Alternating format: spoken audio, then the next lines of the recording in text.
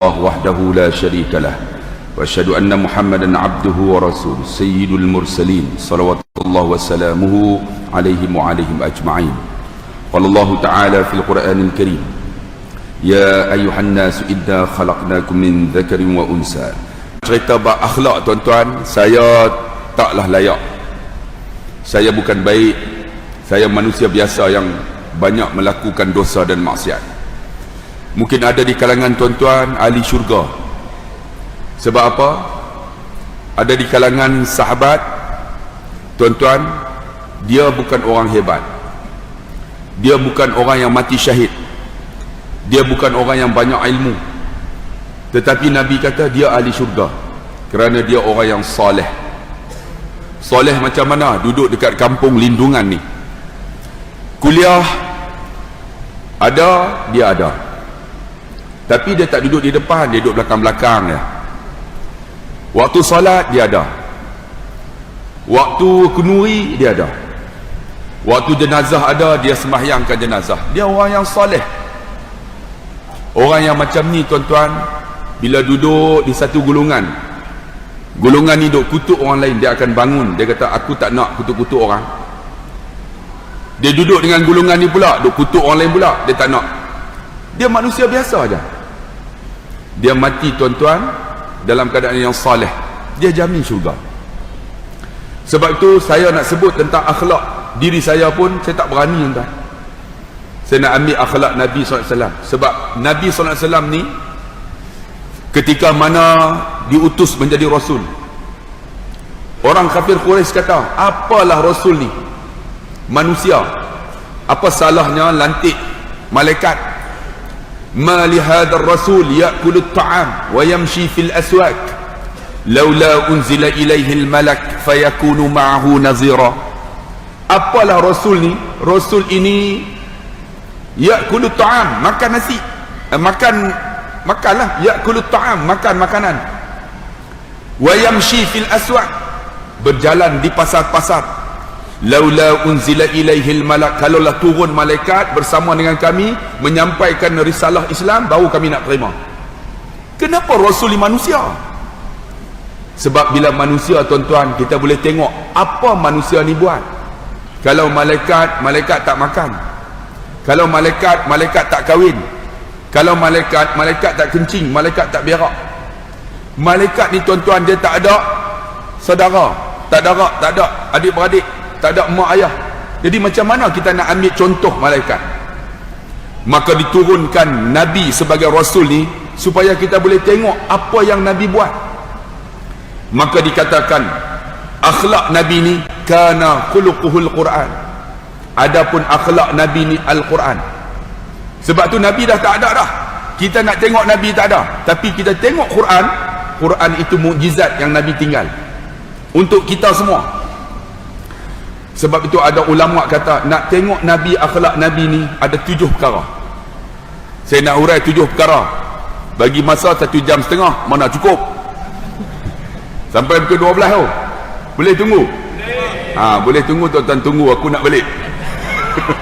Agak-agak patut lah kan? 7 perkara. Itu akhlak Nabi SAW. Pertama, akhlak Nabi yang disebut dalam Quran, Nabi ni seorang yang pemurah. Ketika ditanya kepada Jibril, macam mana Nabi SAW? Nabi ketika Ramadan seorang yang sangat pemurah, seperti mana angin yang bertiup. Ramadan tu macam angin yang bertiup, pemurahnya. Dan akhlak Nabi pemurah ni, tuan-tuan, kita susah nak ambil. Sebab kita rasa apa yang ada dekat kita tu kita punya. Tidak. Apa yang ada dekat kita, kita punya. Yang orang pun kita punya juga. Sebenarnya bukan yang ada kita tu kita punya. Mana milik kita? Contohnya ada satu lagu, mana milik kita, tak ada milik kita, hanya yang ada Allah yang punya. Semua Allah punya. Mana milik kita? Rumah kita milik kita. Saya sebut, bila kita mati, isteri kita tak duduk dalam rumah kita. Sebab kita bagi tahu dah, rumah ini abang beli. Kalaulah yang menikah lain, abang balik jadi hantu. Bini nak duduk rumah pun takut. Last sekali duduk rumah anak-anak, akhirnya rumah itu tinggal kosong. Anak-anak bincang-bincang, dia orang buat apa? Dia orang bubuh signboard, homestay untuk disewa. Rumah yang kita sayang tu homestay. Kemudian adik anak yang sulung, orang duduk dia kutip duit, orang duduk dia kutip duit. Bila hari raya pakat bincang, macam mana homestay kita? Anak yang sulung kata, tak ada orang duduk. Rupanya ada orang duduk, duit sapu kat dia. Akhirnya bincang-bincang, adik kata, tak jadilah macam ni. Rumah ini kita jual. Rumah yang kita sayang tuan-tuan dijual. Mana milik kita?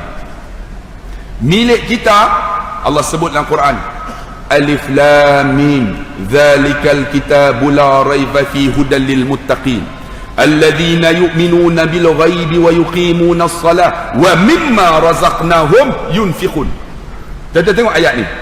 Wa mimma, siapa mengaji bahasa Arab, wa mimma maksudnya sebahagian. Wa mimma razaqnahum, yang aku bagi kepada kamu, yunfiqun, kamu nafkah. Dia tak sebut wa razaqnahum yunfiqun. Apa yang aku bagi semua, tak. Wa mimma, sebahagian. Maksud dia tuan-tuan, dunia ni, ad-dunya mazra'atul akhirah, tempat tanam. Kita nak rumah kita tu kita tanam untuk akhirat. Kita nak tuan-tuan kereta kita tanam untuk akhirat. Sebab dunia ni macam R&R, transit aja. Pernah tak tuan-tuan singgah R&R, tuan-tuan buat rumah di situ? Sampai-sampai kita buat rumah tadi ada tak? Tuan-tuan singgah R&R, tuan-tuan duduk di situ, tak nak balik dah. Tuan-tuan singgah sementara makan cakotiau, kemudian tuan-tuan tinggal. Itulah dunia. Kita nak jadikan dunia ni mazra'ah, tempat tanam. Macam mana? Kereta kita nak tanam untuk akhirat. Kereta kita bawa masjid. Ni ada orang kata kereta cuci aja, cuci masjid pun tak pernah tengok kereta tu kan. Allahu akbar, Allahu akbar, Allah maha besar. Dia duk cuci kereta lagi, kereta lebih besar. Kereta itu tidak menjadi jambatan untuk pergi akhirat. Ada motosikal BMW 1200 cc. Allahu akbar, Allahu akbar, dia duk cuci lagi. BMW lebih besar daripada Allah maha besar.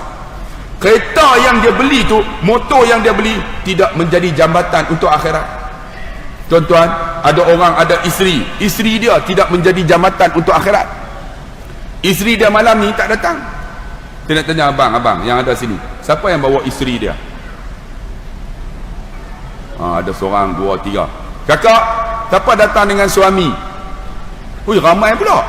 Datang dengan suami mana ni? Suami angkat 3 orang, yang sana angkat 10 orang. Abang tolong cek tengok, dia orang datang dengan suami lain mah. Kita gunakan isteri kita sebagai jambatan kita nak tanam untuk akhirat. Suami kita bawa datang masjid dengan ceramah. Sebab apa? Allah sebut dalam Quran, yarfa'illahu alladhina amanu minkum walladhina utul ilma darajat. Allah mengangkat orang yang beriman di kalangan kamu, orang yang berilmu beberapa darjat.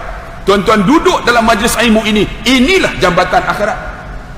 Sebab kita kena ada ilmu. Orang SPM, kalau tak ada SPM, layak tak untuk jadi khani? Tak layak. Dia ada SPM, maka Allah angkat darjat jadi khani.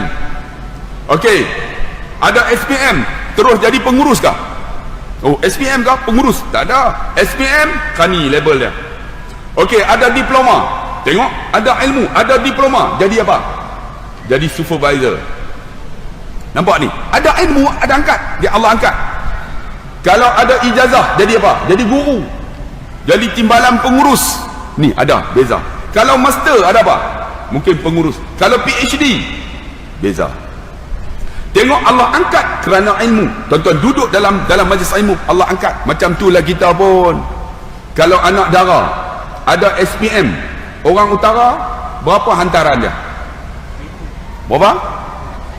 7,000 sekarang. Itu baru SPM.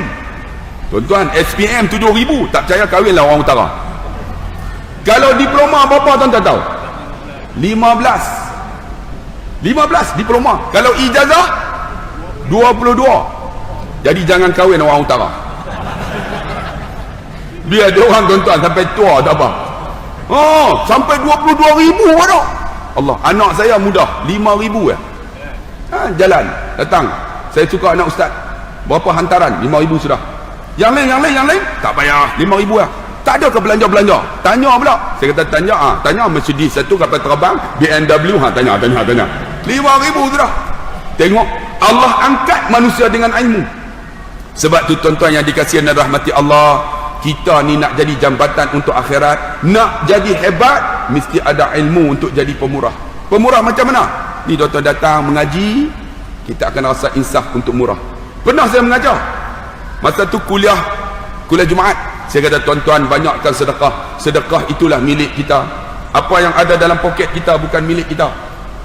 Sebab apa? Pernah saya tuan-tuan ceramah di Perlis.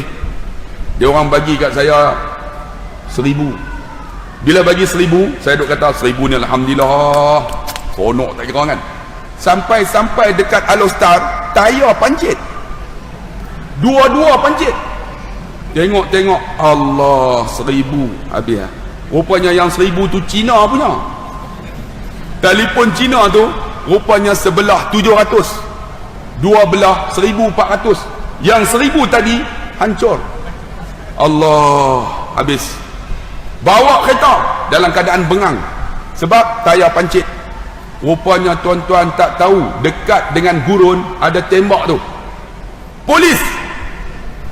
Tengok saya kena di depan dekat Sungai Tani. Polis tunggu. Rupanya duit saya yang 1,000 tu dah habis, dah tukar tayar. Rupanya tak habis lagi, sampai kena tahan pula. Tahan buka pintu nak tunjuklah orang terkenal. Assalamualaikum. Ustaz, saya dalam hati lepas ni. Tak tahu dia kata apa. Ustaz turun sekejap. Saya kata kenapa? Ustaz tengok rotek. Rupanya rotek 4 bulan mati dah. Rotek tu 4 bulan mati tak tengok. Ustaz tengok nampak tak? Allah, 4 bulan minta maaf lah cik. Dalam hati ni aku dah 1,000 dah, tayar hilang. Ni nak kena lagi ni. Dia kata tak apalah Ustaz. Dia pun panggil, oi kawan-kawan, mas, ni Ustaz Abdullah Khairi ni. Saya ingat nak buat apa? Rupanya selfie. Pakat selfie apa semua, dalam hati lepas. Rupanya kena juga tuan-tuan. Selfie kena juga. Dia kata bagi Ustaz pengajaran. Sampai 4 bulan tak tengok rotek. Nah, saman 300. Tuan-tuan dapat 1,000, tayar 1,000, 400, kena saman 300 berapa? 1,700. Balik tengok bini pun tak mau. Bengang tuan-tuan. Rupa-rupanya duit yang dia orang bagi bukan saya punya, ada orang lain punya. Sebab tu tuan-tuan kena ingat, apa yang kita bagi itu kita punya. Saya pernah kuliah cerita Maghrib, Jumaat, ceritalah tuan-tuan banyakkan infak. Ada seorang budak habis ceramah tu kan tabung jalan, dia pun ambil RM5. Saya cerita dalam YouTube. Bubuh dia terfikir, aku datang naik motosikal, minyak habis, pakcik minta balik RM2. Tak pernah orang buh dan tabung minta balik RM2. Pakcik tu kata kenapa? Saya datang naik motosikal, minyak tak ada, kalau bubuh semua habis saya. Pakcik tu ambil bagi balik. Bagi masa kuliah cerita pasal sedekah. Dia balik singgah dekat Shell, bubuh minyak RM2. Rupa-rupanya tuan-tuan dekat sana ada satu vanet. Pakcik ni buka tak boleh, buka tayar pancit, buka tak boleh. Rupanya dia pomen. Tuan-tuan tahu tayar vanet kalau nak buka bukan ikut jam, dia kena lawan jam. Tuan-tuan tahu tak, kalau ikut jam lagi kunci, dia kena lawan jam. Pakcik ni duk tekan, kenapa ni tak boleh buka ni, nak buka apa kunci. Dia tengok pakcik ni mangkuk ayun betul lah. Dia pergi pakcik boleh saya tolong? Boleh tak? Tidak. Dia pun buka. Oh macam tu. Elok dah buka dah, ambil tayar spare, pasang. Pakcik tu tengok lama dah buka tak boleh. Pakcik tu ambil bagi 300. Dia pegang, dia telefon saya, Ustaz silap Ustaz, RM5 minta balik RM2, kalau tak minta 500 Ustaz. Tengok apa yang kita bagi, Tuhan bagi balik. Sebab tu tuan-tuan yang dikasihi dan dirahmati Allah, Nabi ni akhlak dia pemurah.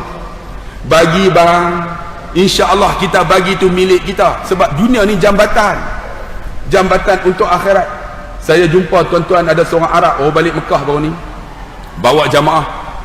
Arab ni tuan-tuan, saya tengok dia simple aja. Dia semayang tepi, simple aja. Saya tengok rupa-rupanya tuan-tuan, ketika waktu hari Isnin dengan Khamis, dia akan ambil dua saf masjid tu, Masjid Nabawi, dihampar plastik panjang tuan-tuan, daripada hujung ke hujung hampar. Dua saf itu dia ni punya, Arab ni punya, tiap-tiap hari Isnin dan Khamis. Rupa-rupanya Arab itu, kalau tuan-tuan pergi, ingat tak minyak wangi Al-Khuraishi? Siapa pergi Mekah tahu dah Al-Khuraishi, dah tulis tu Al-Khuraishi tu dia punya.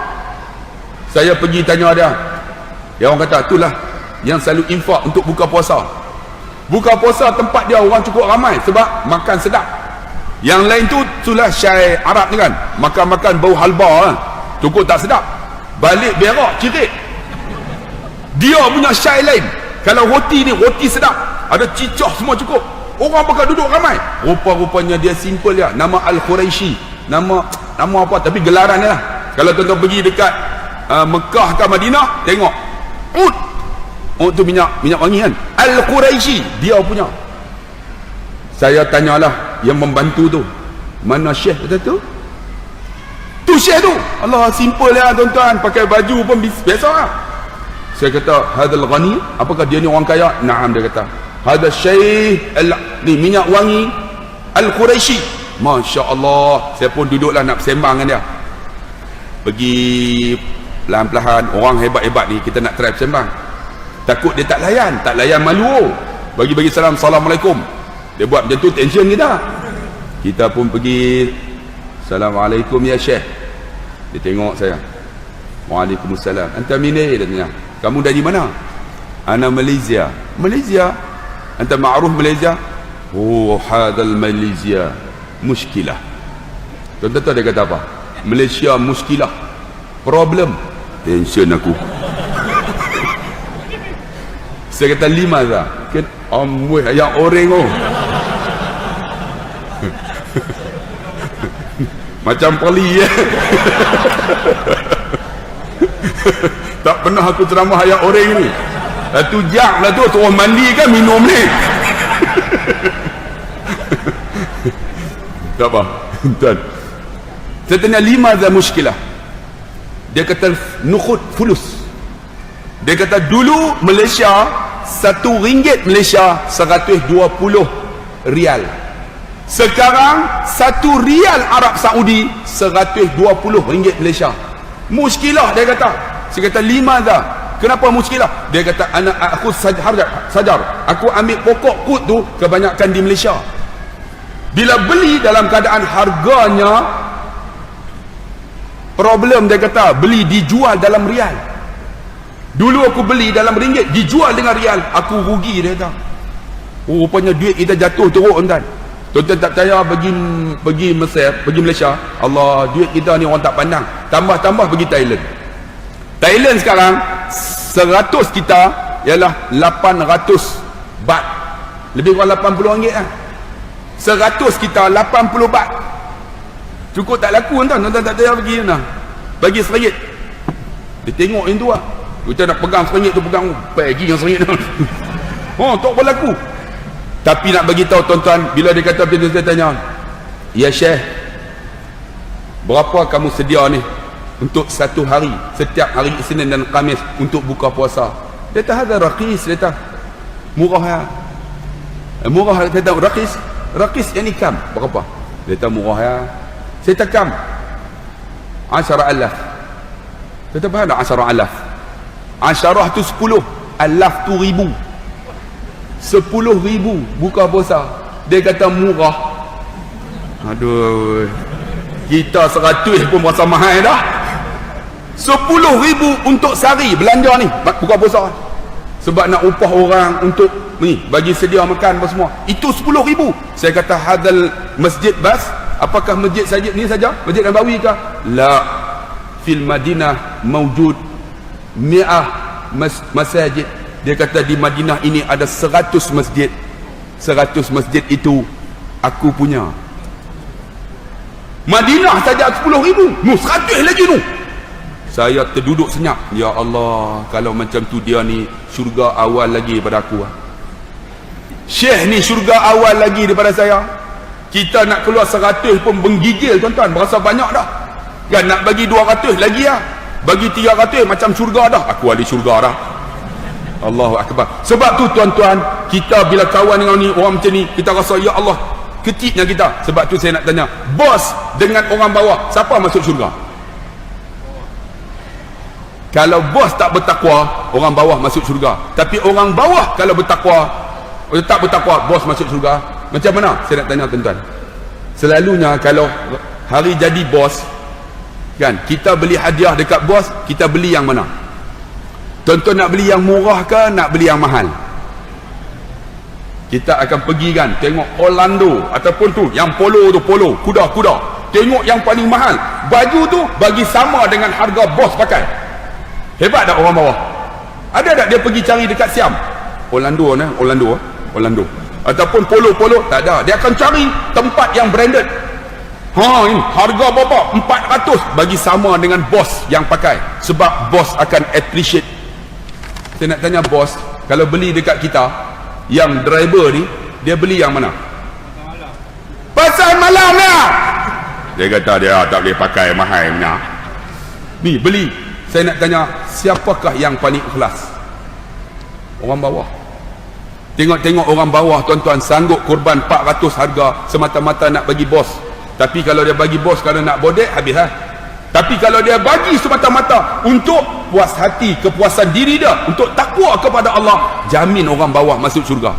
Tapi bos jarang dia beli yang mana macam dia pakai. Tak pernah. Kalau dia pakai polo, dia akan polo sama bagi dekat anak buah. Tak ada. Dia cari pasal malam lah. Ataupun dia bagi dekat tu petaling strik, ataupun dekat Sunway belakang ni beli, ada polo sudahlah. Tapi kuda pun ekor ke atas. Kuda pun ekor ke atas tu pun driver pakai, sonok tak kira dah tuan-tuan. Sebab tu tuan-tuan yang dikasih, kita bos ke orang bawah, jadi pemurah macam akhlak Nabi.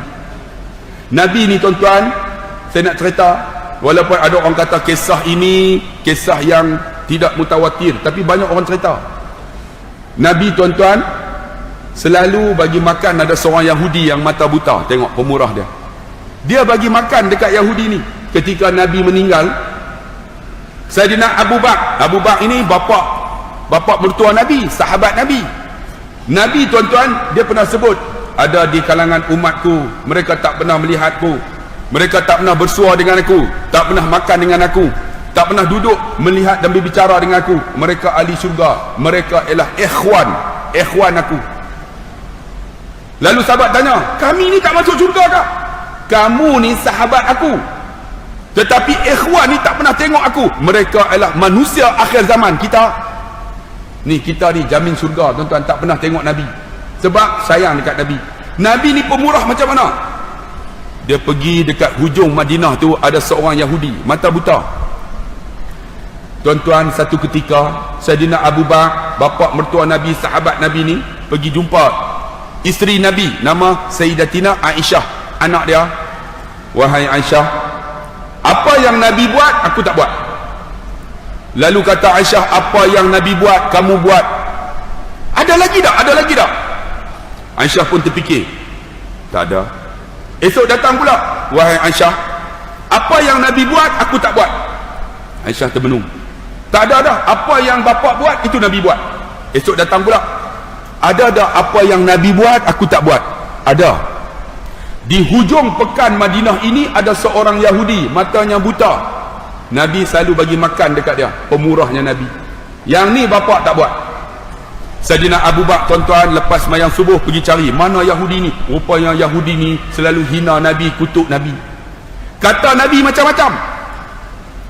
Bila kata Nabi ni orang hina, dia kata dia ambil makanan suap dekat mulut. Tuan-tuan, saya nak tanyalah orang yang duduk dekat kampung lindungan ni, ada agak-agak lah kalau orang kutuk kita, kata kita sanggup ambil makanan suap kat mulut dia? Sanggup juga, tapi suap mah suap nak bagi mampus cepat. Ni Nabi ambil makanan suap dekat mulut. Yahudi yang mata buta selalu kutuk Nabi. Yang ni bapak tak buat. Maka Sayyidina Abu Bakar pun pergi cari. Rupanya Yahudi tu tak tahu kata Nabi mati. Dia kata Nabi macam-macam, dia kutuk Nabi, dia caci Nabi. Sayyidina Abu Bakar ambil makanan suap mulut Yahudi ni. Nak buat macam mana Nabi buat. Tiba-tiba Yahudi tadi dia luah. Sayyidina Abu Bakar tanya, "Ya ammi, limada taf'al hadha?" Kenapa kamu buat macam tu? Maka kata Yahudi ini, "Kamu bukanlah lelaki yang selalu menyuap makanan ke mulut aku." Rupanya Yahudi itu tahu. Sayyidina Abu Bakar kata, "Tidak, akulah lelaki tersebut yang selalu suap makanan ke mulut kamu." "Tidak," dia kata, "aku kenal dia. Kamu bukan orang tu." Lalu kata Sayyidina Abu Bakar, tanya Yahudi tu, "Mana lelaki tu?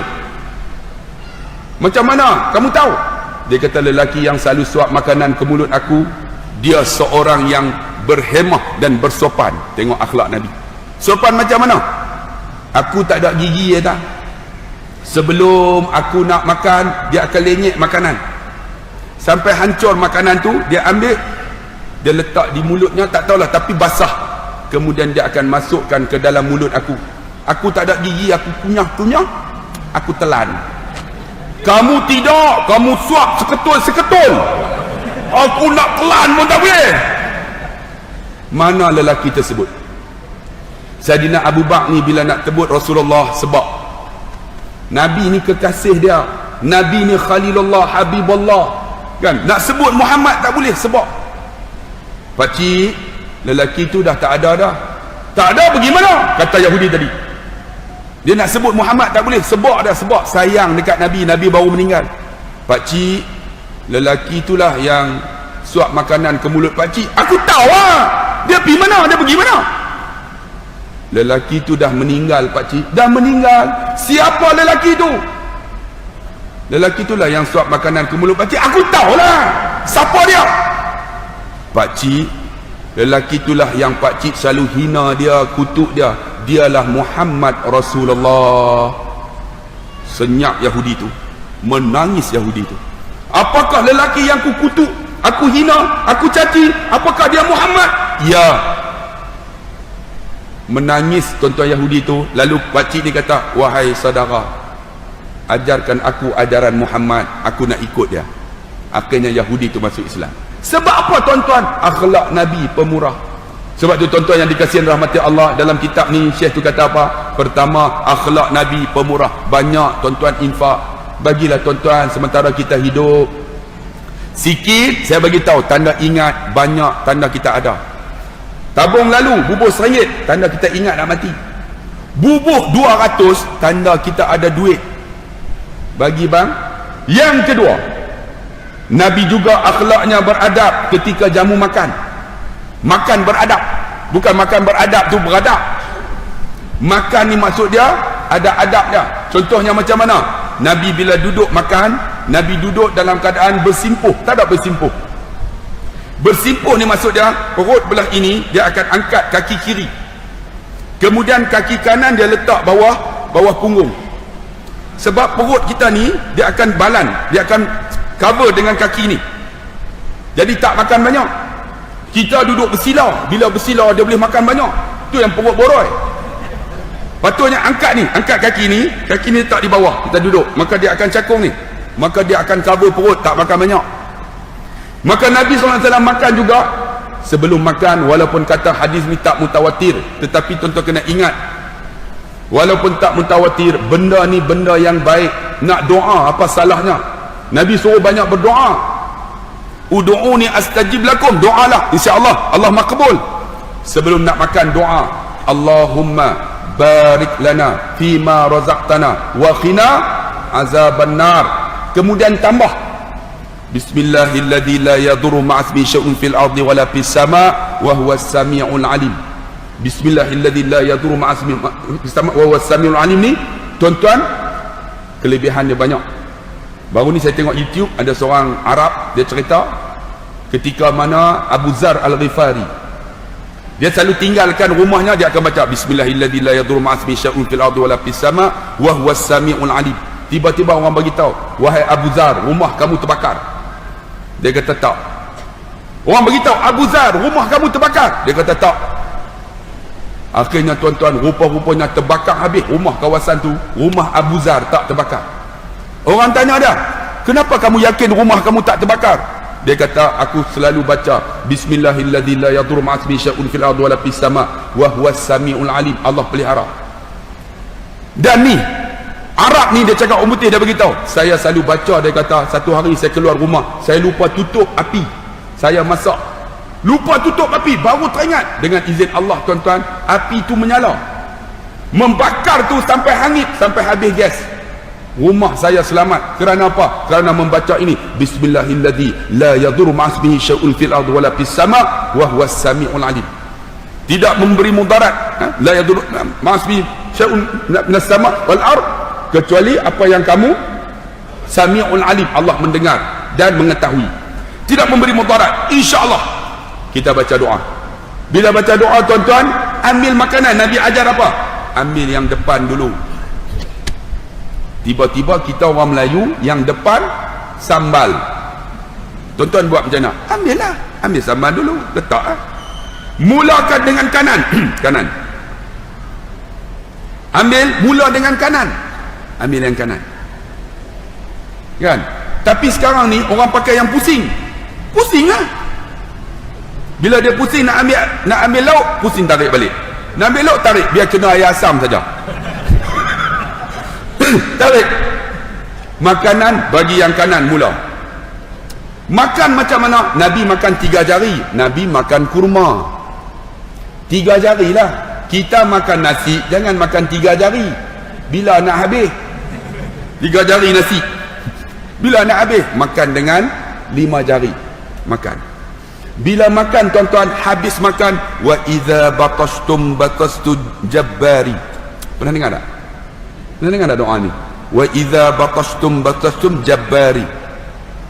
Tu lepas makan, habis semua makan tuan-tuan, ni jilat ni, wa idza batastum bukan wa isap tarik tu. Depa kata, oh kebuloknya ustaz ni. Bukan kebulor, itu sunnah Nabi. Lepas makan, wa idza batastum jabbari. InsyaAllah tuan-tuan ingat tak kita mengaji sains, tangan kita ada satu enzim nama amylase. Tuan-tuan tak percaya enzim ni, nasi cuba tuan-tuan pegang, esok basi. Betul tak? Tuan-tuan pegang, sebab tu mak kita kata jangan pegang nasi cedok dengan sudut dengan senduk, nanti basi. Betul, pegang nasi basi. Sebab apa? Sebab dia senang untuk bertindak balas dengan makanan kita bila kita pegang dengan tangan, cepat diurai. Sebab tu tuan-tuan kalau ada sudu, makan dengan tangan, cepat urai perut kita ni. Sebab tu Nabi makan pakai tangan 3 jari buah kurma. Kita nasi pegang dengan 5 jari. Makan umur 60, lekat, tercekik. Macam mana nak buat? Tuang air. Nak ambil kesempatan tuan-tuan, air oring bro, bukan senang nak habis 1 jam. Minum dulu. Sedap pula, haram tak manis pun. Ni terdekat, ni tangan ni penuh nasi, kalau pegang habis. Ingat sunnah Nabi minum tangan kanan. Macam mana? Pegang tangan kiri, nak pegang tak boleh, nasi penuh. Macam mana nak buat? Lapik ataupun letak macam ni. Sedap. Ambil kesempatan masamnya. Tuan-tuan semua telah nak elio kan? Kenapa? Sebab tuan-tuan telah merasai akan kemasamannya. Macam itulah ibadat. Siapa yang pernah solat, cerita tentang solat, dia akan rasa nikmat. Macam itulah bila cerita masam tuan-tuan semua.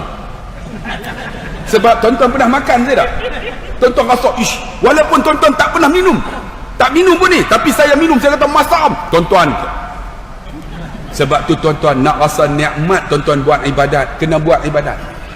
Tuan-tuan bagi sedekah, tuan-tuan akan rasa nikmat sedekah. Tuan-tuan ikut sunnah Nabi, tuan-tuan akan rasa nikmat sunnah Nabi bila ikut.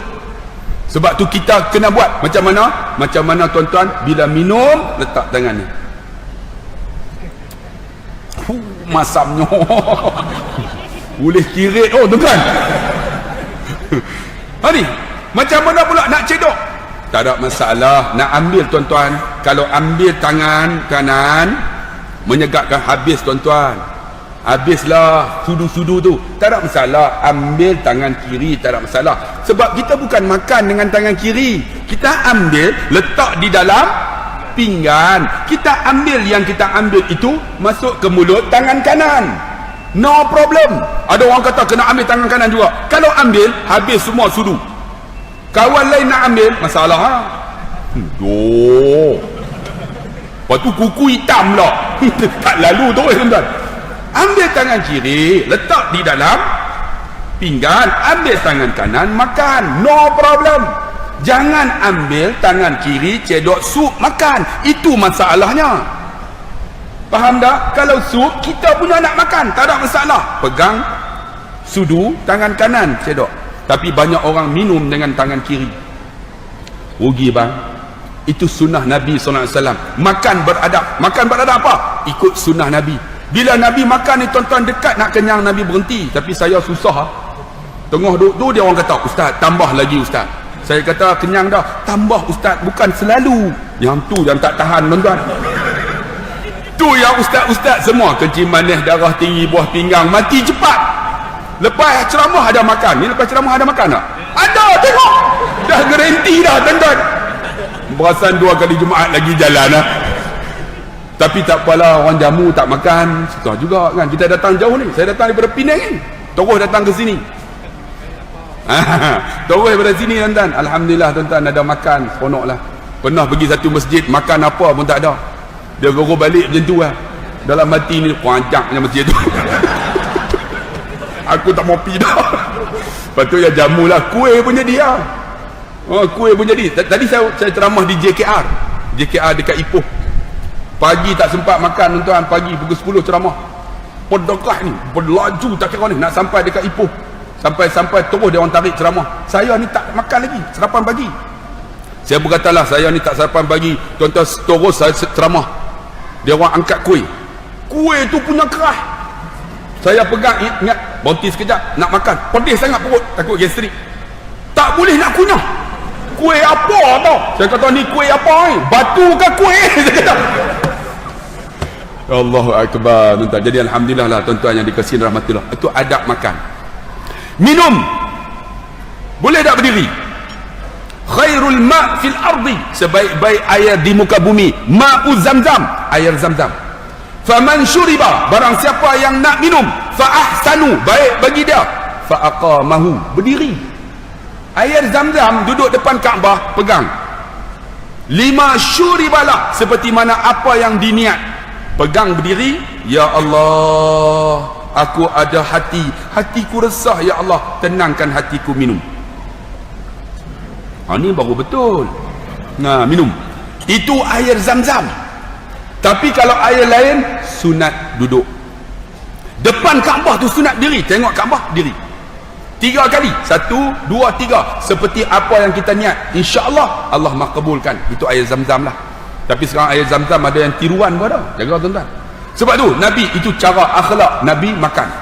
Yang ketiga, Nabi suka pakaian dan wangi-wangian.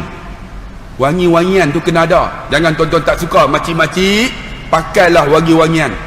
Pakaian Nabi, color yang, warna yang Nabi paling suka ialah warna hijau. Biru tak ada, hijau. Hijau ya. Tengok hijau ni. Lagi satu, Nabi suka kemerah-merahan, merah. Ni macam ni ni. Adik bangun jap. Tu, nampak tu. Tu. Merah ni. Macam parti bersatu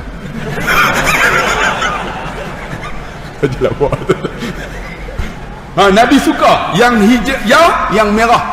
Pernah ada seorang sahabat kata, aku telah melihat secantik manusia di bumi ini, di dunia ini. Orang yang paling cantik aku lihat ialah Rasulullah. Janggutnya tersusun, dipegang seni. Janggut Nabi ni dipegang ni, digunting sama dengan secekak. Secekak ni. Dan Nabi ni tersusun rapi, giginya sama ni, bila dia senyum seperti mana bulan purnama bercahaya. Allahu Akbar. Nak cerita tak retilah. Nabi rambutnya panjang sehingga ke bahu. Sebab tu ada orang lelaki kalau rambut panjang tu sampai bahu tu biasa. Jangan kutuk pula. Itu sunnah Nabi. Ni sampai ke bahu ni. Saya tak boleh kalau ke bahu ni aku ceramah ya. Macam kunyit, tuan-tuan, kunyit. Tak boleh. Saya pernah taruh. Bila taruh dia ni. Lah kali lama tuan-tuan, kita nak ceramah malam ni akhlak Nabi sama jam. Jam tuan-tuan, jam kering. Oh, tak boleh tuan-tuan. Jadi kena bagi kepala macam ni. Sunnah Nabi rambut panjang ni. Itu tuan-tuan, Nabi juga berwangi-wangian. Wangi yang Nabi suka ialah kasturi. Kasturi. Kasturi itu Nabi suka. Kasturi itu ialah ni yang dekat perut kijang. Dia ada tu besar ini. Kemudian bila dijatuh tuan-tuan, maka digunakan tu dalam tu untuk wangi-wangian, wangi sungguh yang kijang tu. Yang tu Nabi suka wangi-wangian. Sebab tu kalau boleh rumah kita bagi ada wangi-wangian ataupun masjid kena ada lah. Tu yang letak tu dekat tepi dinding kan. 5 minit. 5 minit. Oh bagus. Oh, ada. Tu. Okey tu. Tapi tak fungsi. 15 minit. Tak keluar. Tuan-tuan ni bagi fungsi. Sebab apa? Wangi ni malaikat suka. Nabi suka, malaikat suka. Tandas pun bagi wangi. Tandas kita tu bagi wangi. Sebab malaikat suka tuan-tuan. Benda yang wangi. Nabi suka berwangi-wangian. Dan pakaiannya hijau dan kemerah-merahan. Kemudian yang keempat, Nabi menjaga tutur katanya. Nabi ni susahlah nak banding dengan Ustaz Abdullah Khairi. Ustaz Abdullah Khairi nak sebut lembut-lembut susah. Saya guru disiplin. Takkan guru disiplin pelajar masuk kelas tak ada. Wow! Masuk kelas. Guru disiplin. Bagus betul ini guru disiplin. Okey ya pelajar ya masuk ya. Tak ada apa kata tak masuk. Guru disiplin tuan-tuan. Power. Kan? Sebab tu tuan-tuan, Nabi SAW disebut ihmar ainahu. Bila dia baca khutbah, ihmar, matanya merah. Wa ala sautuhu, tinggi suara. Kalau dia baca khutbah cerita tentang azab neraka, ni ihmar ainahu, merah mata. Merah, dia pegang ni, sebelah ni tangan ni pegang senjata, pegang pedang. Sebelah ni tungkat. Sebab tu ada orang kata, apalah ustaz-ustaz ni kadang-kadang baca khutbah tangan macam tu. Makruh dia kata. Nabi tak buat. Nabi pegang pedang. Dia hentak. Tuan-tuan, sesungguhnya kiamat itu telah dekat. Baca khutbah macam tu. Boleh tak tu? Panggil sekali. InsyaAllah. Lama duk minta ni. Kali kedua ni. Datang ni. Ni Nabi. Ihmar ainahu. Merah mata. Saya nak merah mata tak boleh. Saya kuatkan suara. Wa ala sautuhu. Tinggi suara. Sebab tu kalau boleh tuan-tuan, orang yang baca khutbah ni kena kursus juga. Kena hantar pergi kursus. Kita nak ada tiun tu. Tiun. Alhamdulillahilladzi hadana lil Islam. Ni cara tiun. Bila lantang tu, tuan-tuan, ingatlah bahawa sesungguhnya kiamat itu dekat. Kan? Maka tuan-tuan, apakah persediaan kita untuk menghadapi mati ini? Dia main bukan nada depan, nada dalam. Nada dalam. Kalau depan, tuan-tuan, kita kena di depan. Kita kena bersyukur kepada di depan. Tapi kalau dalam, ingatlah sesungguhnya, nampak? Sebab tu kalau azan depan, Allahu Akbar, Allahu Akbar. Tapi kalau dalam, Allahu Akbar, Allahu Akbar. Sedap tak? Tengok siapa azan.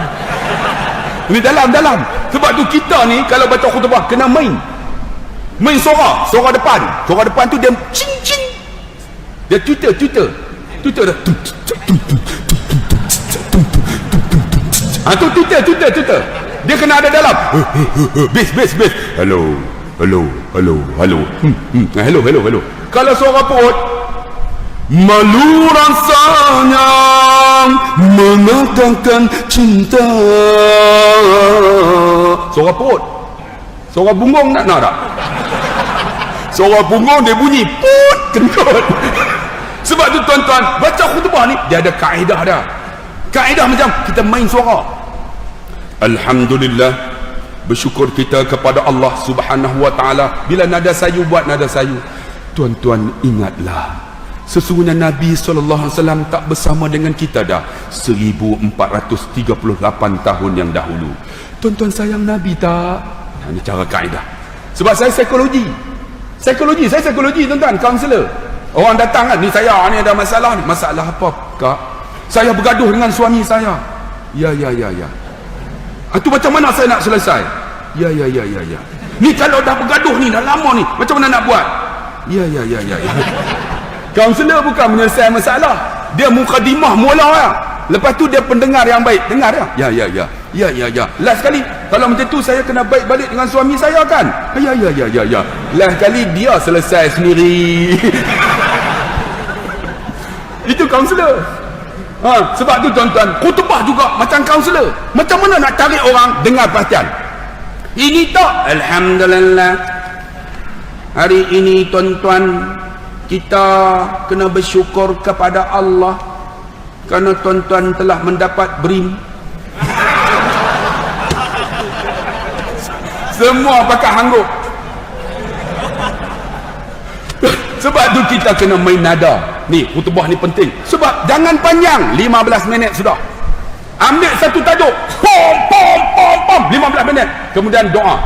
Kemudian berhenti. Khutbah yang kedua. Khutbah kedua 5 minit bagi menangis. Saya selalu ada bentuk 15 minit kan. Khutbah saya 25 minit kan. Pom. Ada yang marah pada. Ada yang nak bangun tak boleh. Kalau bangun siap dah. Kan? Nak bangun tak boleh. Jadi 15 minit saya hantam betul-betul dah. Tapi khutbah kedua saya tarik balik. Bagi dia menangis, tuan-tuan.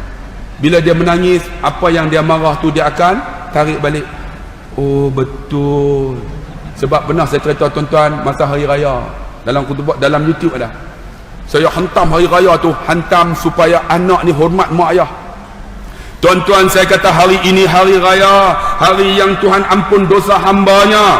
Hari ini Allah dengan kita kosong-kosong, tetapi kita dengan hamba kena minta maaf. Terutama ibu dan ayah, adik-beradik. Apa salahnya anak hulurkan tangan kepada mak ayah? Mak ayah jangan ego, hulurkan tangan kepada anak-anak. Adik-beradik, hilangkan perbalaan, hulurkan silaturahim. Hari ini kita ampun dosa sesama hamba. Ampunlah tuan-tuan, Allah tak ampun dosanya kalau dia tak memaafkan orang lain.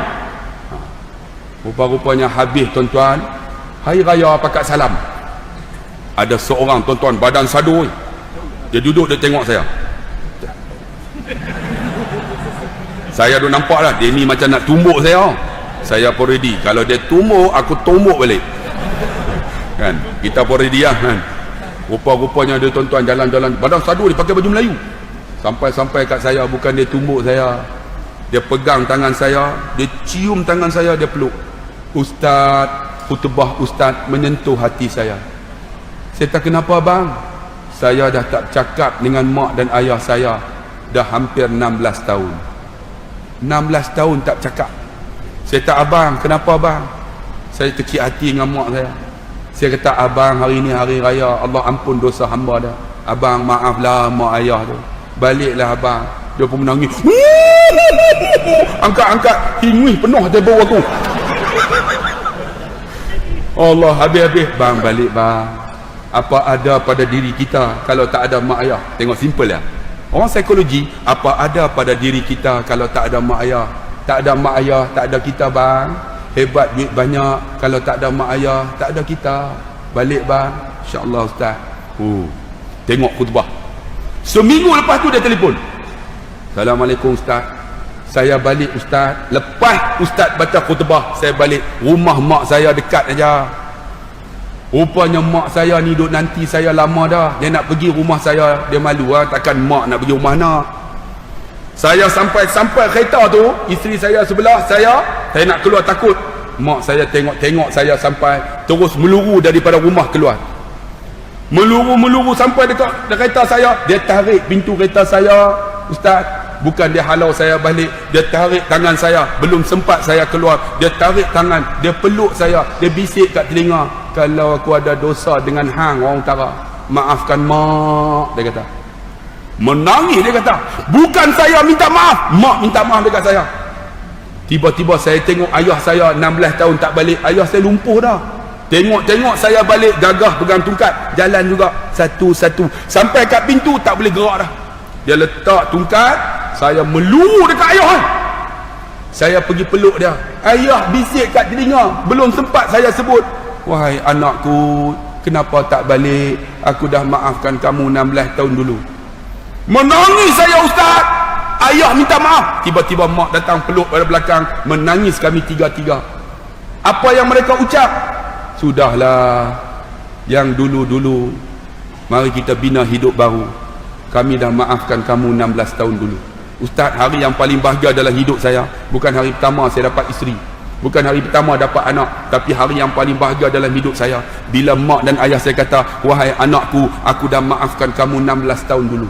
Sebab tu tuan-tuan yang dikasihi rahmati Allah, ni itulah tuan-tuan apa yang boleh kita buat tuan-tuan dalam hidup kita. Contohi Nabi SAW. Nabi apa lagi?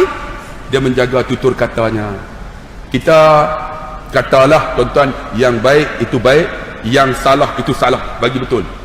Kalau benar tu baik, jelas yang baik. Kalau salah, sebut yang salah. Jangan takut, sebab dunia ni sementara aja, sampai masa Tuhan ambil nyawa kita. Yang kelima, berlapang dada dan pemaaf. Kita kena macam Nabi, berlapang dada. Ya, tengok, saya boleh forum dengan Syamsul Debat, saya boleh forum baru ni dengan Datuk Ashraf Wajdi. Ingat tak Datuk Ashraf Wajdi, Timbalan Menteri? Baru ni kami jumpa, bincang elok-elok, tak ada masalah. Sebab kita berlapang dada dalam masalah ummah. Sebab tu tuan-tuan yang duduk di kampung lindungan ni, jangan bergaduh bab parti, pakat elok-elok. Sebab ini ummah, untuk ummah pakat elok-elok. Masa pihak raya bergaduh ha? Seminggu pihak raya tu kan, bergaduh ha? Masa tu, tapi bila habis, sudah ha? Bang, kita ni kena open minded, jangan duk jadi macam dulu. Dulu ni kita ni menang pihak raya ke kalah, bergaduh sampai 5 tahun tak cakap. Jangan, itu zaman-zaman dulu, bukan zaman sekarang. Zaman anak muda kita bukan macam tu, tidak? Kita sama-sama kita boleh, kami ni dalam grup ni macam-macam grup. Ada grup nu, ada grup ni, hantam pakai hantam, tapi kita lapang dada. Sebab kami dulu mengaji sekali satu universiti, duduk dalam grup yang sama, yang ni bawa ideologi dia ni, tapi semua berlapang dada. Bila perjumpaan semua berkat jumpa, bila jumpa semua tutup mulut, jangan cerita parti ya.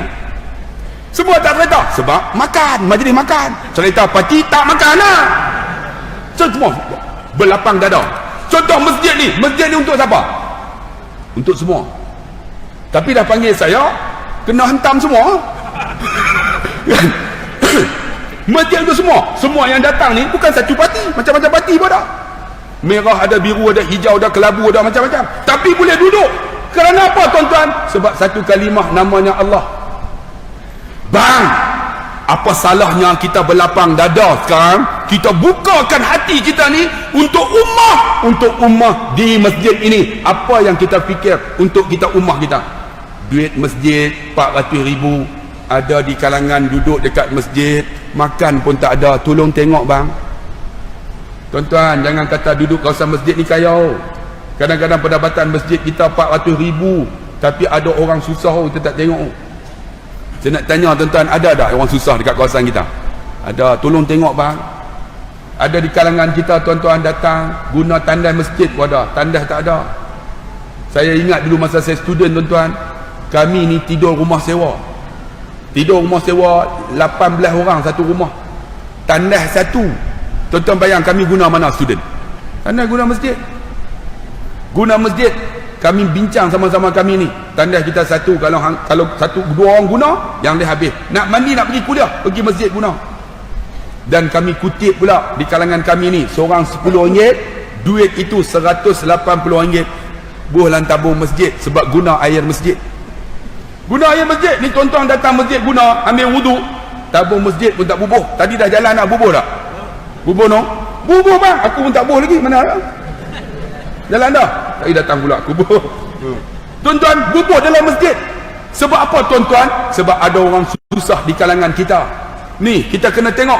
Kalau ada di kalangan kita dulu kata kat kita, maki kita, kita maafkan. Saya ada sekolah, tuan-tuan. Sekolah saya dalam kampung.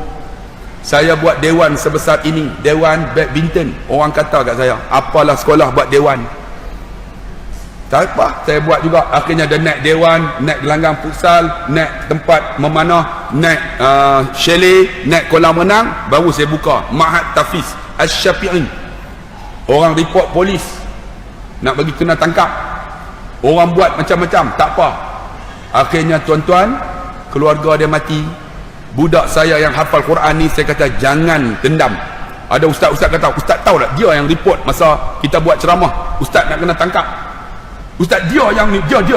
Saya kata jangan. 50 orang ni hantar 20 orang pergi baca Quran rumah dia. Mak dia mati.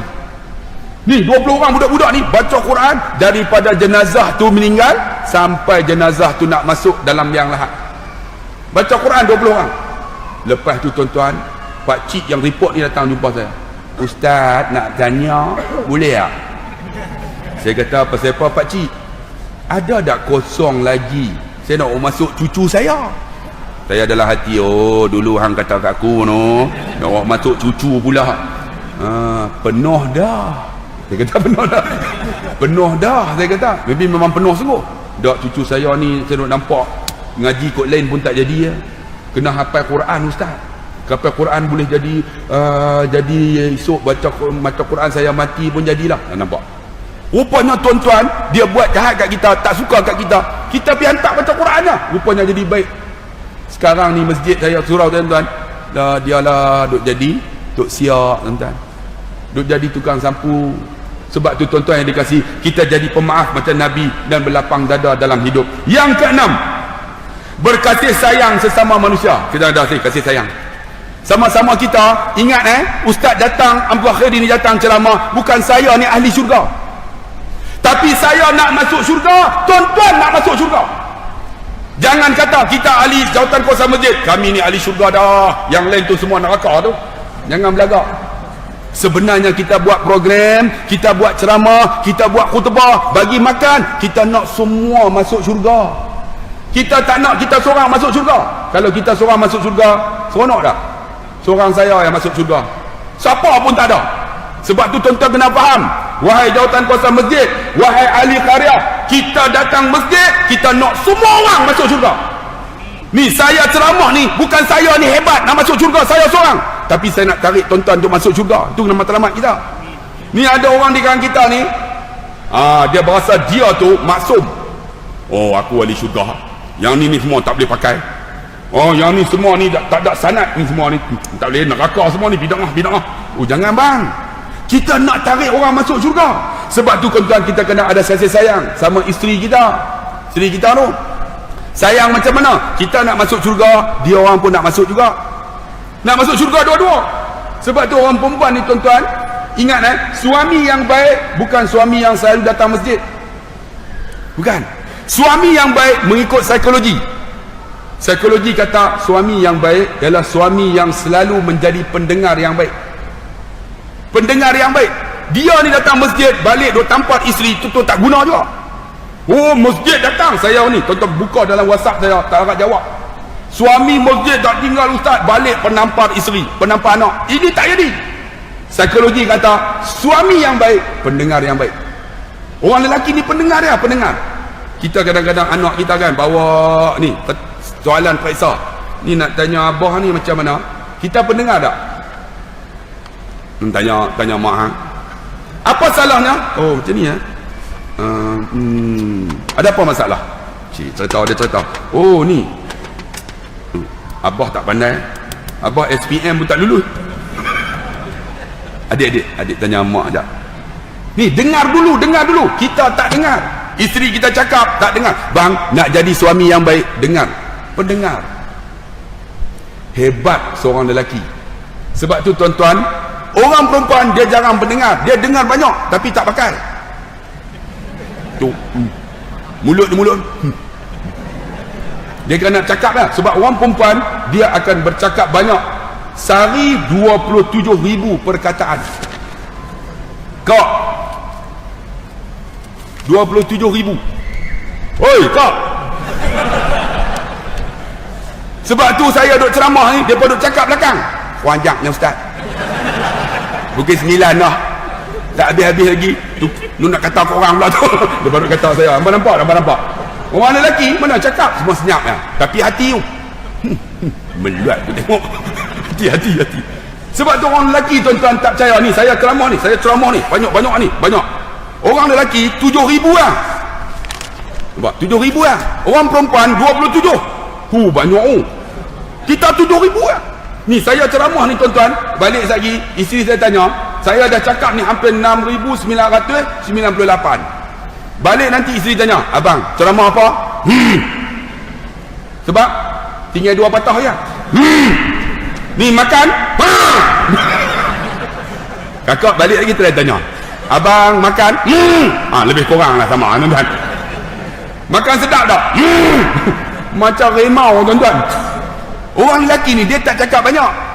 Sebab dia tidak ada ketelitian dalam hidupnya. Orang perempuan teliti. Orang perempuan teliti, kita tak teliti, maka ada kasih sayang. Wa min ayatihi an khalaqalakum min anfusikum azwaja litaskunu ilaiha wa ja'ala bainakum mawaddatan wa rahmah. Maka ada di kalangan kamu mawaddah wa rahmah. Macam mana perempuan dia teliti? Orang lelaki tak teliti. Tuan-tuan tengok spender orang lelaki. Tuan-tuan teliti tak beli? Sebab tu spender orang lelaki dalam kotak. Spender orang perempuan dipamerkan untuk dia tengok. Oh, ada renda-renda ya. Orang lelaki ada tak spender dia? Oh, renda ada. Tak ada ambil XL. Balik-balik buka CS. Dia hantar balik tak? Dia tak hantar. Dia tarik sampai meri, dia pakai pula.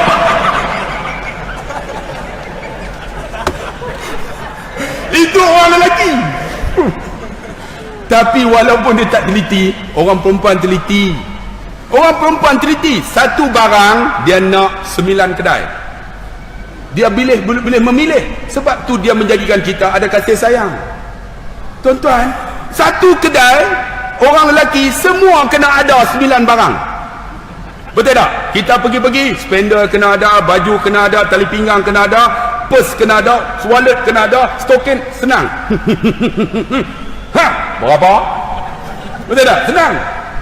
Orang perempuan teliti. RM12.90. Tak ada kualiti bang. Kedai satu lagi, aku cukup geram.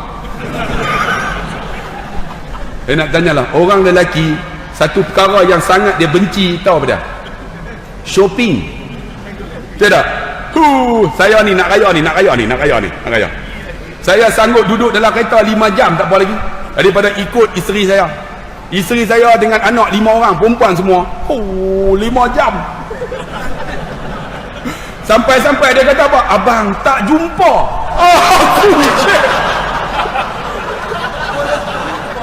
Boleh tak jumpa? 5 jam tak jumpa. Saya kata tak jumpa apa? Tak jumpa. Jom tapi kedai lain pula. Tengok orang lelaki shopping senang. Pakai hari raya haram tak lawa pun. Tapi orang menyebabkan kita seimbang. Seimbang tuan-tuan. Dia teliti, kita tak teliti, seimbang. Kalau kita tak teliti, dia tak teliti, hancur. Dia pun ambil spender macam tu juga. Balik-balik tengok-tengok ambil hak jantannya. Tak apa, kita boleh pakai. Takut kita ambil hak perempuan punya. Sebab hak perempuan depan kecil, nak simpan tak mana. Dia boleh keluar pun tepi.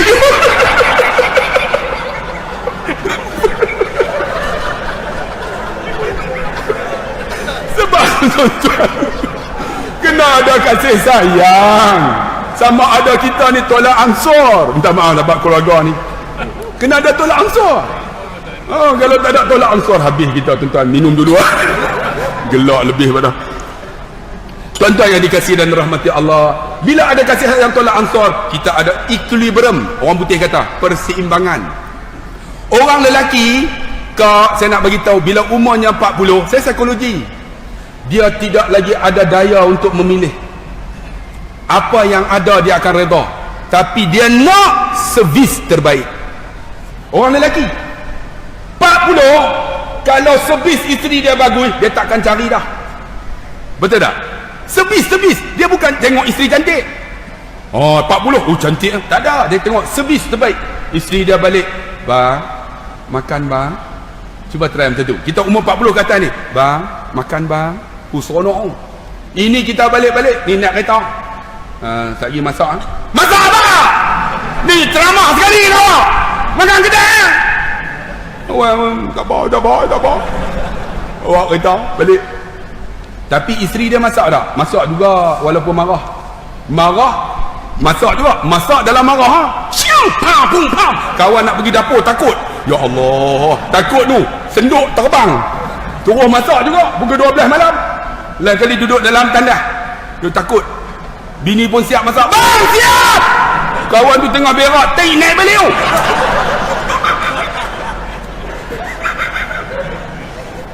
Jam tuan-tuan, jam. Sebab tu tuan-tuan yang dikasih, kena ada kasih sayang. Ingat, orang lelaki umur 40 kak, dia servis dia. Kak servis bagus, dia tak pandang dah tubuh kakak. Dia tak pandang dah tubuh kakak dulu 26. Okey, 36. 26 lah, 36 besar sangat. 26. Kan? Umur 40, kakak servis bagus 82. Dia tak kata apa. Dulu naik motosikal tu, cik. Bung, belagak.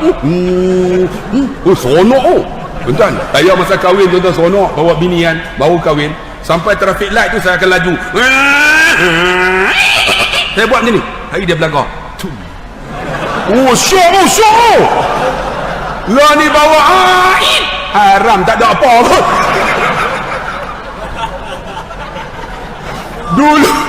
Dulu syok tuan.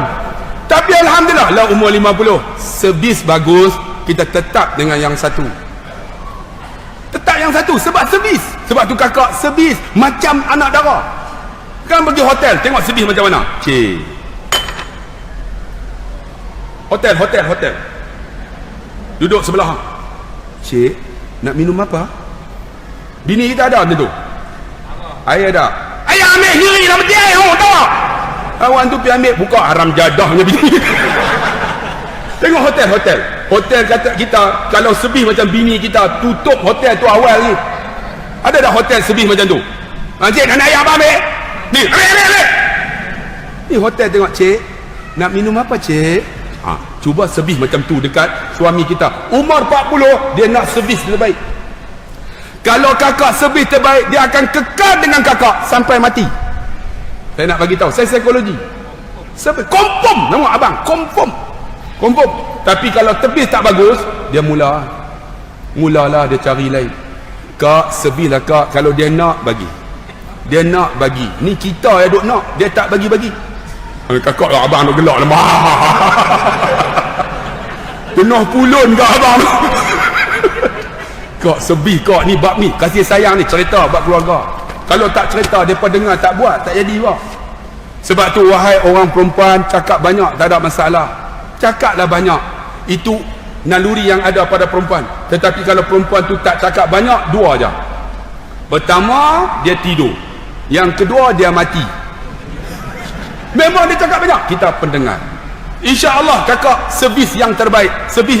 Buat yang terbaik. Seperti mana kita layan suami kita dulu. Sebab bila dah umur 60 dah, 40 ke atas, dia tak nak yang lain dah. Sebab kita nak mati dah bang. Biarlah kita mati dengan kasih sayang. Hidup bergaduh lagi, ada yang bercerai pada rugi bang. Kita nak sampai ujung dah. Kita mula dengan baik, ada anak-anak baik, tiba-tiba kita mati bergaduh, tuan, rugi lah. Bercerai bang, ada kasih sayang bang. Sebab tu wahai suami-suami, bila isteri cakap banyak, pendengar yang baik. Tonton try amal. Dengar aja dia cakap, dengar aja. Ya. Oh, selesai masalah. Kakak cakaplah kakak, tak ada masalah. Huraikan apa yang terbungku. Jangan simpan, dia akan meletup. Kakak jangan simpan kak, apa berlaku simpan. Lepas tu meletup habis. Sebab tu cerai, talak hanya diberi pada lelaki. Lelaki ada talak. Perempuan tak ada. Kalau perempuan diberi kuasa talak, tiap-tiap hari talak. Balik lewat 2. Sampai lewat 3. 1,800 talak. Mampu kita. Sebab tu tuan-tuan, kena ada kasih sayang sesama kita. Yang ketujuh, yang terakhir, Nabi akhlaknya walaupun hebat, dia ahli ibadah. Sebab tu kita ibadat jangan tinggal. Inilah watazawwadu fa inna khairuz zadi taqwa. Berbekallah sebaik bekal takwa. Sebab tu ibadat kena buat bagi elok, sembahyang bagi khusyuk. Macam mana sembahyang khusyuk? Angkat takbir, konsentrate apa yang kita baca. Allahu akbar, konsentrate. Jangan pejam mata, konsentrate. Bismillahirrahmanirrahim. Bagi faham. Kemudian habis sembahyang, bagi ada zikir lepas sembahyang. Tuan-tuan, saya nak bagi tahu, tuan-tuan cukup hal Allah, Allah cukup hal tuan-tuan. Senang aja, pepatah saya. Tuan-tuan cukup yang Allah punya, Allah cukup yang tuan-tuan punya dunia ni. Tuan-tuan semayang tak tinggal, Allah jaga isteri tuan-tuan dan anak tuan-tuan. Tuan-tuan jaga yang Allah punya, sedekah tak tinggal, sunat tuan-tuan buat, tuan-tuan pergi haji, tuan-tuan buat apa Allah suruh, Allah akan jaga rumah tangga tuan-tuan, hati jadi tenang. Ingat, jaga Allah, Allah jaga kita. Senang aja. Ada orang kata, ustaz, saya sedekah buat, haji saya pergi, tapi keluarga saya berantakan, dia kata bergaduh. Macam mana? Saya kata kat dia, abang ada dosa dengan Allah. Abang minta maaf. Ada orang jumpa saya baru ni 8 tahun tak ada anak. Saya bawa tuan-tuan pergi depan Kaabah, saya suruh dia doa. Dia doa apa? Ya Allah, aku dah sedekah ya Allah. Aku ni dah keluar zakat tiap tahun. Aku buat baik dengan mak ayah aku. Tapi kenapa aku tak ada anak ya Allah? Dia persoal. Saya duduk sebelah dia. Abang, minta macam ni. Ya Allah, ampun dosaku ya Allah. Saya minta, ampun dosaku ya Allah. Mungkin aku ada dosa yang aku tak tahu ya Allah. Kau telah menghalang aku untuk dapat anak. Saya kata, abang, doa yang ni, doa yang ni. Dia pun menangis. Bila menangis, saya bisik kat telinga dia. Abang, kukulah ada dosa yang lain kot. Kukut, ada dosa yang... Dia pun menangis. Balik-balik tuan-tuan, dia pergi bulan 12. Baru ni, bulan berapa sekarang? Bulan 2, dia telefon saya. Alhamdulillah ustaz, isteri saya dah mengandung 2 bulan. Saya kata, mungkin kamu ada dosa dengan Tuhan, Allah sekat ini. Sebab tu tuan-tuan yang dikasih, ibadah kita ni kena buat. Buat ibadah, buat bagi elok, sembahyang bagi elok. Allahu akbar. Kalau boleh lepas Fatihah tu, walaupun sembahyang seorang, surah jangan tinggal. Ini kita waladdallin, amin, Allahu akbar, terus sujud. Apa salahnya tambahkan dengan Bismillahirrahmanirrahim. Qul huwallahu ahad, Allahus samad, lam yalid wa lam yulad wa lam yakul lahu kufuwan ahad. Allahu akbar. Kan? Sami Allahu liman hamidah, Rabbana walakal hamd. Tambah. Hamdan katsiran tayyiban mubarakan fi. Allahu akbar. Nabi kata ketika sujud, aqrabu ma yakunu 'abdun 'inda rabbi fa wasajidun. Paling hampir aku dengan hamba masa sujud. Fa aksiru mina doa. Doa banyak-banyak. Masa tu doalah, Allah ampun dosaku. Niat dalam hati. Jangan sebut perkataan batas sembahyang. Subhana rabbil a'la wa bihamdi. Habis, ya Allah ampun dosaku ya Allah. Doa banyak-banyak. Fa aksiru mina doa. Allahu akbar. Duduk antara dua sujud, Allah bagi habis, Assalamualaikum warahmatullah. Sebelum salam baca, Allahumma inni a'udzika minal azabil qabr wa min azabin nar wa min fitnatil mahya wal mamat wa min fitnatil masiihid dajjal. Doa berlindung daripada dajjal. Sebab sekarang ni kita fitnah dah tuan-tuan. Tuan-tuan pergi Madinah sekarang, baru ni gempa bumi berlaku. Bangunan tinggi-tinggi. Tapak tempat dajjal tuan-tuan nak masuk telah dibuat. Semua dah ada dah tuan-tuan. Kalaulah Salman ni, tuan-tuan tahu Salman yang Nabi kata akan berlaku 3 khalifah bergaduh. Kemudian naik khalifah ini akan dibunuh. Kalaulah Raja Salman sekarang ni kena bunuh, menunjukkan apa Nabi sebut, akan lahirlah Imam Mahdi. Betul lah. Tuan-tuan tengoklah. Sekarang ni Salman dia lantik, anak dia jadi putera mahkota. Sepatutnya anak ni yang Abdul Aziz ni, tapi dia tak lantik. Dia lantik anak dia putera mahkota. Sekarang bergaduh tuan-tuan. Kalaulah Nabi kata 3 ni bergaduh, yang ni terbunuh, menunjukkan apa Nabi sebut memang berlaku. Jadi kita macam mana? Doa minta jauh daripada fitnah Dajjal ni. Sebenarnya Imam Mahdi tu sedang menanti sama ada dilahirkan, dah terlahir atau tak tahu. Tapi dekat sangat dah kiamat ini. Dekat sangat dah bang. Kita kena buat ibadat bang. Di antaranya doa ni jangan tinggal lepas sebelum bagi salam. Allahumma inni a'udzubika min azabil qabr wa min azabin nar wa min fitnatil mahya wal mamat wa min fitnatil masiihid dajjal. Kemudian assalamualaikum warahmatullah. Allahumma inni a'udzubika min azabil qabr wa min azabin nar. Allahumma assalamualaikum warahmatullah. Allahumma inna nas'aluka ridhaka wal jannah. Assalamualaikum warahmatullah wa na'udzubika min saqatika wan nar. Kemudian tuan-tuan bagi salam tu. Kalau tuan-tuan jaga ibadah ni elok-elok, jamin tuan-tuan ada akhlak dengan manusia, dengan Allah.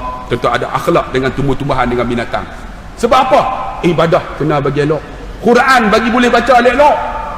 Alhamdulillah Rabbil Alamin Ar-Rahmanur Rahim Maliki Yawmiddin. Saya bagi talaki baru ni. Ada seorang tuan-tuan Syekh Arab ni, dia mengaji qiraat. Maliki Yawmiddin Iyyaka na'budu wa iyyaka nasta'in Ihdinas siratal mustaqim Siratal ladzi ihdinas sirat. Tuan pernah dengar tak sirat? Rupanya qiraat. Alaihim. Saya pun rupanya qiraat sedap dia baca. Macam saya cerita tuan-tuan kan. Tuan-tuan ingat tak? Orang botek. Orang Perak apa ada qiraat dia. Botek disebut botek. Kalau kota jangan ubah. Kota jangan ubah tuan-tuan. Sebab saya baru cerita tuan-tuan, kita kadang-kadang ni kita mengaji berasa hebat dah, tapi bila mengaji dengan tok guru rasa lagi hebat. Dia baca tu qiraat, kata ya Allah sedapnya. Dia mengaji qiraat ni ada 7. Allah. Ada orang kata 9. Tapi qiraat kita biasa dah. Alhamdulillahirabbil alamin arrahmanir rahim maliki yaumiddin iyyaka na'budu wa iyyaka nasta'in ihdinas siratal mustaqim siratal ladzina an'amta 'alaihim ghairil maghdubi 'alaihim waladdallin. Amin. Itu qiraat yang kita biasa. Tapi kadang-kadang kita tengok orang baca Quran ni qiraat macam-macam. Rupanya Quran ini syifaun wa rahmah, dia penawar tuan-tuan. Sebab tu dalam ibadat jangan lupa tuan-tuan, Quran kena baca. Kalau boleh kakak-kakak, abang-abang, hafallah ayat penting. Di antaranya apa? Suratul Mulk kena baca selalu. Lagi apa? Surah Sejadah kena baca selalu. Saya pernah tuan-tuan satu masjid masa Ramadan, cerita dah kan. Satu masjid apa dekat tu? Dekat Rawang tu. Saya duduk hotel. Turun-turun sembahyang subuh. Pagi Jumaat macam pagi tadi kan. Masuk pakai serban. Ingat tak bulan Ramadan kita buat sunnah Nabi, Allah ganda berlipat ganda. Di antara sunnah Nabi pakai serban. Saya Ramadan saya pakai serban. Pakai jubah. Masuk dia orang tengok saya. Ustaz Abdullah Khairi. Dalam hati saya, mampu aku kena imam dah wazan. Dia betul tak jadi imam? Sila ustaz jadi imam. Kita pun astagfirullahaladzim. Baru teringat hari ni pagi subuh hari ni Jumaat kena baca surah Sejadah. Kalau tak baca nampak sangat aku mangkuk ayun. Ustaz ceramah bukan main hebat, tapi surah Sejadah pun tak hafal. Kita pun Allahu Akbar. Bismillahirrahmanirrahim. Alhamdulillahi Rabbil Alamin Ar-Rahmanir Rahim. Orang belakang layan. Ini mai baca Alhamdulillah. Orang belakang panjang ngepak imam. Baca tak apa-apa. Baca bagi sedap sikit. Macam sound ni sedap kan? Sedap sound ni. sedap sangat, bau tertarik. Waladdallin, depa pun tarik, amin. Ini waladdallin, amin. Bau rasa puas. Kita pun sambutan hebat. Bismillahirrahmanirrahim. Alif Lam Mim. Tanzilul kitab la raiba fihi min rabbil alamin. Tarik tak kira lah, puasa macam sedap, haram tak sedap pun. Depa ni tuan-tuan rupanya tak pernah sujud sejadah. Saya sampai wasabbahu bihamdi rabbihim wa hum la yastakbirun. Allahu akbar. Macam imam Masjid Nabawi tu. Terus sujud. Sujudlah. Bila sujud, dia orang tak pernah semayang sujud sejadah. Tiba-tiba ada seorang, subhanallah. Saya dalam hati tu, apa punya mangkuk ayun, tak tahukah sujud sejadah ni. Saya pun buat lambat. Teruk betul mereka ni, sampai sujud sejadah pun tak tahu ni. Saya buat lambat, baru dia orang perasan. Dia orang pun Allahu akbar pakat sujud. Bila sujud, saya naik dalam keadaan ego, jaga bang, ego, Allah bayar cash. Naik Allahu akbar, sambung baliklah. Tantajafa junubuhum, lupa tu Allah, apa dia ni? Tantajafa junubuhum, tak ingat langsung. Yang belakang tu pakai serban semua, rupanya tak ni pakai serban saja. Kita pun minta dia orang ni, kalau sebut anil dia boleh sambung lah. Kita pun ulang balik. Tantajafa junubuhum. Tiba-tiba ada seorang tegur. Ini yang kita nak. Tapi tegur tak membantu.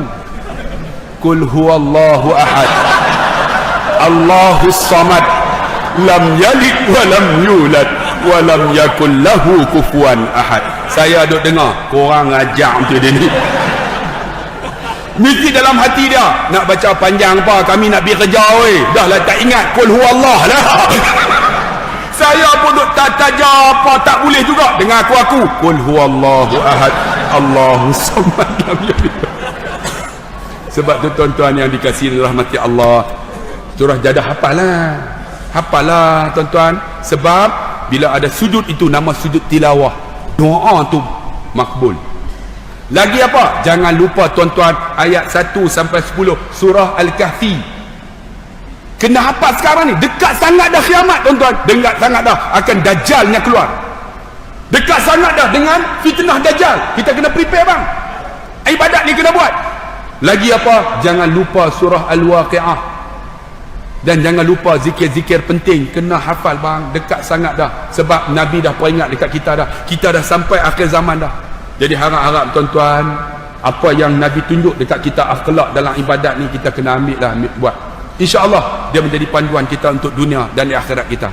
Saya tak cukuplah setakat itu, 9.30 dah tuan-tuan, panjang dah saya dah ambil. Jadi satu lagi pengumuman saya nak peringat. Di samping akhlak yang Nabi tunjuk, ada satu lagi. Kalau siapa-siapa yang berminat dekat kereta tuan-tuan, kita dah letakkan dekat tu, minta maaf lah, dekat skrin tu. Dekat apa? Wiper. Seminar solat dan salawat akan berlangsung pada 29 April 9 pagi sampai 6 petang. Di antaranya Datuk Ustazah Nur Hafizah, Ustaz Dasuki, Ustaz Don, Ustaz Auni, Ustaz Yusaini, dan seorang lagi ni. Ustaz ni saya pun tak kenal ni siapa ni. Akulah tu. Tuan-tuan, kita sewa dewan hampir dekat-dekat 18,000. Kita nak bagi tuan-tuan kefahaman tentang solat dan selawat. Macam mana nak solat ikut sunnah Nabi. Jadi kita berbincang di antara kita ni, kita buat seminar. Harga sepatutnya 120. Tapi siapa yang daftar 100 satu hari dengan makan semua cukup. Tuan-tuan pergilah. Kita buat di IDDC Shah Alam. Ingat tak IDDC tu? Tempat ni. IDDC Shah Alam.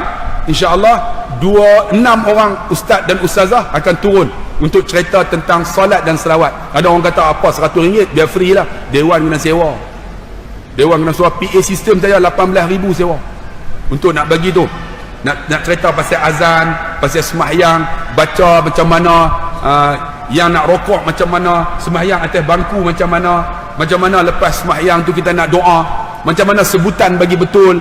Ni kita nak perform solat bagi elok. Jadi siapa yang nak join, tuan-tuan tengok nanti ada ni, kita letak dekat skrin wiper tuan-tuan, dalam motor pun ada. Jadi tuan-tuan bolehlah telefon kepada penganjur. Satu lagi, siapa yang nak bantu mahatafiz saya dah bawa ada buku saya, kemudian ada gel saya, gel Sofa gel, dulu harga 80, sekarang ni kita dapat tawaran murah sikit, 50 aja. Yang spray tu, yang sapu tu, harga dia 50, boleh dapatkan di belakang. Dan kakak-kakak anak saya tuan-tuan, dia pakai purdah, dia kata ayah boleh tak design satu BB cushion, BB cushion bukan BB lotion. BB cushion ni pakai dia mesra wudu, harga dia RM50, senang pakai, letak je muka cun. Balik nanti abang try lah, abang jangan pakai, kalau abang pakai mampus jadi kunyit.